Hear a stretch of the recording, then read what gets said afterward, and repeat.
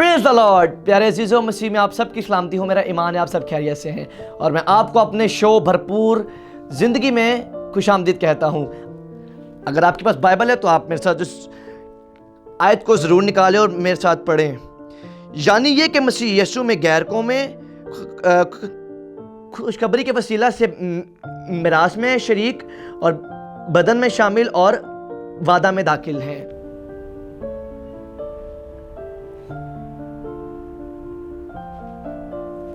अंजील की खुशखबरी हमें यह बताती है कि जो हमारे प्यारे यीशु मसीह हैं, उन्होंने हमारे गुनाहों के लिए कफ़ारा दिया, और जब उन्होंने हमारे गुनाहों के लिए कफ़ारा दिया तो फिर हम अपने गुनाहों से निजात पा चुके थे।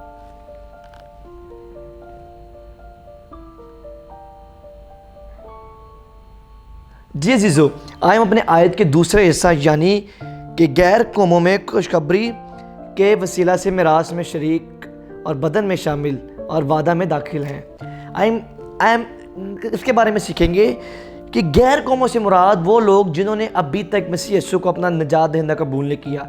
और जब हम मसीह यीशु को कबूल करते हैं और बपतिस्मा लेते हैं तो फिर हम उसके एक बदन का हिस्सा बन जाते हैं, और जो कलीसिया हैं वो में मसीह का बदन है, और जो मसीह यीशु है वो हमारा सर है। जी अजीज़ों, अभी हम सीखेंगे हमारे आयत का जो आखिरी हिस्सा है वो है वादा में शामिल। लेकिन ये बात सच है कि जब हम मसीह को कबूल करते हैं तो फिर हम उसके वादा में शामिल हो जाते हैं, उस वादा की सरजमीन में शामिल हो जाते हैं जो हमारे लिए तैयार है। और वादा की सरजमीन से मुराद कि वो अब्दी मुकाम और वो अब्दी जगह जो खुदा ने हमारे लिए आसमान पर तैयार की है, जो बात सही है, हम उससे लेने वाले हो सके। तो खुदा आपको बरकत दे। मिलते हैं आपके साथ एक नए एपिसोड से।